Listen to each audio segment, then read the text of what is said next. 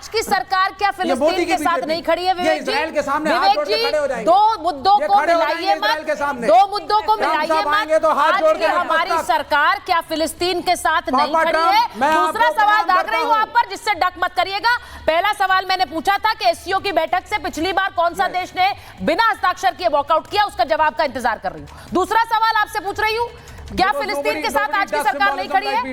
कौन सा official stand है इस सरकार का जिसमें फिलिस्तीन के साथ नहीं खड़ी है सरकार? बताइए जरा, बताइए मुझे। हाँ, आपने, क्योंकि इन्होंने यूनाइटेड नेशंस में रेजोल्यूशन पे for peace keeping and cease fire in Gaza में भारत सरकार ने एब्सटेन किया, ईरान को समर्थन नहीं दिया, इजराइल के साथ मॉरली खड़े। सर, मैंने कल एक शो किया था जिसमें विवेक जी इत्तेफाक से, और बहुत अच्छा इत्तेफाक है वैसे, बहुत अच्छा इत्तेफाक है कि उस शो में कल आप भी थे।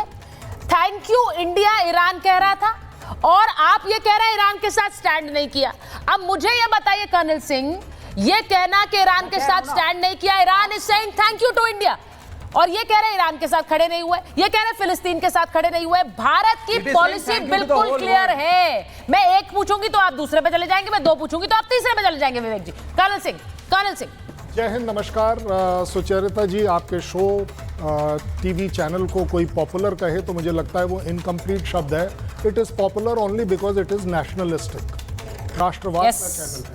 आपका शो अगर लोगों ने पसंद किया है आज तक, तो सिर्फ इसलिए किया है कि पेटी पॉलिटिक्स को पीछे छोड़िए, देश की बात करिए, और जो आप इतनी देर से कर भी रही हैं।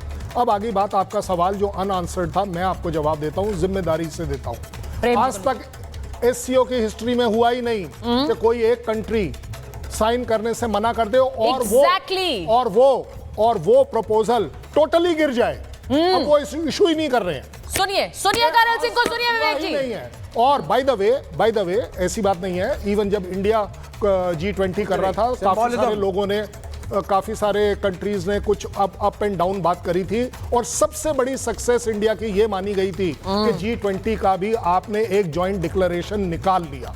इसके लिए इवन अमेरिका ने आपको कॉम्प्लीमेंट किया। उसके बाद वियतनाम में जाकर के अमेरिकन राष्ट्रपति ने, अच्छा एक minute, Vivek ji please, Prem ji को रखिए, विवेक जी प्लीज, ज्यादा थोड़ी ना बोल लोगे। देखिए वो इंपॉर्टेंट इंफॉर्मेशन दे रहे हैं और वो उस सवाल का जवाब दे रहे हैं जिसका जवाब आपने नहीं दिया। विवेक, आपके पॉलिटिकल डिफरेंसेस किसी एक पार्टी से जरूर हो सकते हैं, मैं मान सकता हूं, बट आज हमारा आपके साथ, किसी के भी साथ सवाल है तो देश का सवाल है। इंडिया ने पहली बार कुछ ऐसा कर दिखाया जहां पर एक जॉइंट प्रपोजल गिर गया अपने आप में, और सिर्फ एक छोटी सी बात पर, कि वो, और बड़ी मॉरली करेक्ट बात है, कि वो बात ये थी कि अगर आप टेररिज्म के बारे में बलूचिस्तान को इंक्लूड करते हैं तो आप JNK का पहलगाम क्यों नहीं करते हैं, पहली बात। दूसरी बात, अगर आप, बना किस लिए था एससीओ? कॉपरेशन के लिए बना था, सिक्योरिटी के लिए बना था, इकोनॉमिक के लिए बना था। ये सारी चीजें कहां से आएंगी जब तक आपके यहां सेफ्टी, सिक्योरिटी, शांति ना हो? ये शांति के अगेंस्ट कौन काम कर रहा है? वो सिर्फ और सिर्फ टेररिज्म काम कर रहा है। अगर बलूचिस्तान, उनको लगता है, इन दो कंट्रीज को सिर्फ लगता है, बाकी का तो खैर लेना देना ही नहीं है। सबसे बड़ी दो जिनको ये टेररिज्म से रिलेटेड बात करनी चाहिए, वो सिर्फ करनी चाहिए चाइना और पाकिस्तान की। आप पाकिस्तान से ब्लैकमेल हो जाएं क्योंकि आपके यहाँ उनका ट्रेड चल रहा है, बिके हुए हैं वो, ये सब एक अलग बात है। लेकिन एज अ कंट्री अगर बात करी जाए, मुझे लगता है इंडिया ने आज पहली बार ये करके दिखा दिया है कि नहीं, हम सिर्फ ट्रंप को मना नहीं कर सकते, हम एक ग्रुप को भी मना कर सकते हैं अगर वो ग्रुप गलत। ये बड़ी बात है।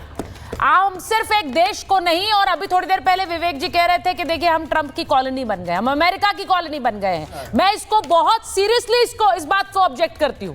हम किसी की कॉलोनी नहीं बने, और जिनकी बने थे एक समय में, उनको भी आज पीछे छोड़ दिया है। इस बात पर मुझे गर्व है एक भारतीय होने के नाते कि आज ब्रिटेन को भी पीछे छोड़ दिया है, जिसने कॉलोनाइज किया था भारत को। विवेक श्रीवास्तव, वेयर आर यू? आप हैं कहां? हिंदुस्तान में आप हैं कहां? कोई नहीं कर सकता। मैं मत रही है किसी में आज। सुनिए। हाँ। अभी कर्नल सिंह ने जो बात बोली कि ये पहली बार हुआ है कि किसी भी बैठक में, एक जॉइंट स्टेटमेंट में भारत के हस्ताक्षर न करने से वो जॉइंट स्टेटमेंट गिर गया। जरा बड़ी खबर सुन लीजिए, बड़ी खबर आप ही के लिए। आप जवाब नहीं दे रहे थे ना, कर्नल सिंह ने आपका आधा जवाब दिया, दूसरा मैं दे देती हूँ। एससीओ में भारत के कड़े रुख पर विदेश मंत्रालय का बयान आ गया। संयुक्त वक्तव्य पर आम सहमति नहीं बन पाई। भारत चाहता था आतंकवाद का मुद्दा शामिल हो। एक विशेष देश को यह स्वीकार्य नहीं था। एक विशेष देश, विशेष क्यों लगाया आपने भाई? एक देश को मंजूर नहीं था, सब जानते हैं विशेष तो है नहीं, तो विशेष देश हटाइए, एक देश को यह स्वीकार्य नहीं। ये आप समझ गए, पाकिस्तान की तरफ संकेत है। पाकिस्तान आतंकवाद पर बोलता नहीं है। तस्वीरें जो वहां से आती हैं आपने देखी अभी, मैं उन तस्वीरों को फिर से दिखाऊंगी। वहां के जो मिनिस्टर है, इंफॉर्मेशन मिनिस्टर, वो आतंकियों के साथ घूम रहे हैं। वहां मंत्री और आतंकी में फर्क नहीं है। मैं प्रेम जी आपके पास आ रही हूं, एम्बेसडर को और प्रेम जी को स्क्रीन पर रखिए जरा। मैं प्रेम जी आपसे पूछ रही हूं, कॉलोनी हो गए अमेरिका के, अमेरिका की बात सुनते हैं, ये बातें कहां से आती हैं? ये सिर्फ देश की सियासत को गर्म रखने के लिए बातें हैं। आज भारत कहां है, या फिर भारत का जो एक पूरा स्टैंड है आतंकवाद को लेकर, दुनिया के देश मजबूर हैं इसे देखने के लिए। आज इसकी चर्चा हो रही है, राजनाथ सिंह ने जैसे हस्ताक्षर नहीं किया उस पर।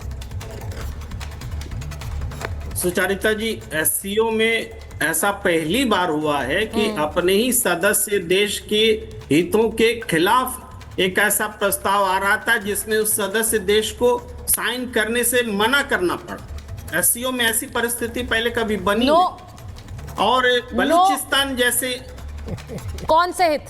हाँ, क्या पूछ, आपने कहा अपने ही, ये उस प्रश्न का जवाब है जो अभी चर्चा में हो रहा था। हाँ। कि ऐसा पहली बार हुआ कि भारत ने हस्ताक्षर करने से मना किया। तो एससीओ में ऐसी परिस्थिति पहली बार बनी। आप देखिए, प्रधानमंत्री नरेंद्र मोदी जी पिछले 2 बार से एससीओ में नहीं गए, न पिछले साल गए, नहीं इस बार गए। तो प्रधानमंत्री जी को भी अंदेशा था कि ऐसा कुछ हो सकता है और अप्रिय स्थिति बन सकती है। तो हम एससीओ, प्रेम जी आप वो कहते हैं ना, ऐसे नहीं पकड़ के ऐसे पकड़ रहे हैं, ऐसे नहीं पकड़ के ऐसे पकड़ रहे हैं, वो वाली हालत है आपकी। सुनिए, भारत के खिलाफ कुछ नहीं था उस समझौते में, पाकिस्तान के खिलाफ नहीं था, इसलिए भारत ने स्टैंड लिया है। आप समझ रहे हैं इस बात को? भारत के खिलाफ नहीं था, लेकिन पाकिस्तान के खिलाफ होना चाहिए था।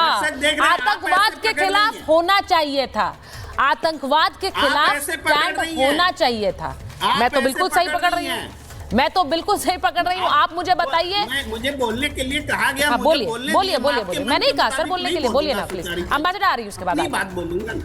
तो मैं ये कहता हूं कि पाकिस्तान का अगर डिफेंड हुआ है, अगर हमारे देश में आतंकी हमले की निंदा होनी चाहिए, नहीं हुई है, तो ये निश्चित से भारत के हितों के अनुकूल नहीं है, प्रतिकूल है। भारत ने बहुत सही किया कि साइन नहीं किया। क्या आप एक्सपेक्ट करते हैं कि साइन कर देना चाहिए था? बिल्कुल नहीं करना चाहिए था। अगर कर देते तब हम आज मुंह दिखाने लायक नहीं रहते दुनिया में।